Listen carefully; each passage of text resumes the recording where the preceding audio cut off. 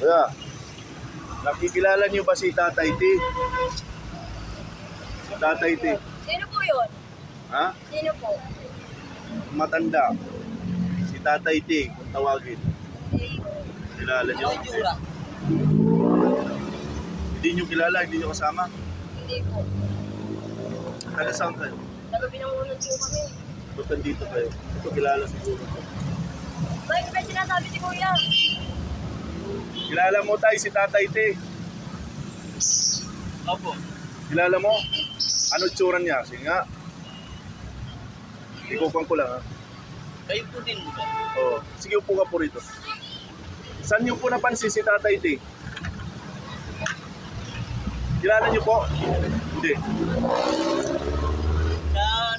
Sa Facebook nag-ano. Si Tatay T yung doon sa minsan na napapansin mo na gumagala, naglalakad-lakad. O kaya minsan napapansin mo siya na nakatambay sa gasolinan.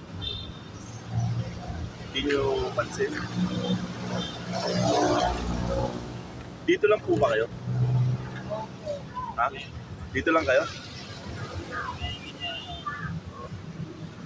Oh, yun. Ako. Kayo na, ano po yung hanap buhay niyo ngayon? Nangangalakal lang po Kuya. Yan nga po yung kalakal namin. Ano po to? Ang mga ano Pwede po. po makita, buksan mo. Tagas, anong probinsya niyo po, Nay?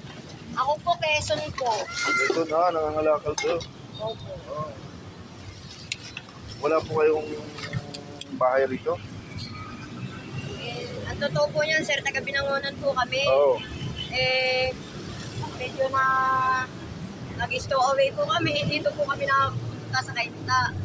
Kasi mahirap po ang buhay namin doon sa bundok. Eh, wala po kami mapagkakitaan. Eh, dito po medyo, siyempre, syudad. Paano po yung pagtulog niyo? Dito lang pa talaga kayo? Opo, dito po, minsan sa ilalim po ng tulay. Ito po, kano-ano niyo po to? Sila, Anubang ko po ito po yung anak ko. anak niyo po si ate. Opo. Nag-asawa na si ate? Mag-asawa na po yan, may anak Ilan po taong ka na, kuya? Ocho. Ha? Ocho po. 18? Bata pa. Ate, ilan taong ka na? 17 po. 17. Bata Ay, pa. anak namin yun. Ha? Asan? Burta! Burta! Mga ka-riders, medyo napansin lang po natin itong mag-ina. Ito yung anak nyo, ate. Opo. Bata pa. Ba't nag-asawa agad kayo, te? Anong naisip nyo? Kaibigan lang din po. Oh, Nay, bakit hindi nyo po napagsabihan yung anak nyo na nag-asawa? Medyo, ano po matigas din ang puso pa. Kaya nag-aaral po siya nun eh. Sige na, ya. Babalikan ko kayo. Kung anong matutulong ko sa inyo, ha. Maraming salamat po. Dito lang pa kayo? Opo, dito lang po kami. Anong pangalan nyo po, Nay? Rosemary po. Rosemary. Sige, mga ka-riders, si Nanay Rosemary, yung anak niya po, ito. Nag-asawa na po. Si Bunso. Napansin ko lang po rito, mga ka-riders, medyo naawa lang po ako sa bata kasi minsan papansin ko sa daan, mag-alagala. Nay, huwag niyong pababayaan yung bata kasi dito medyo maraming sasakyan, ha? Opo, sir.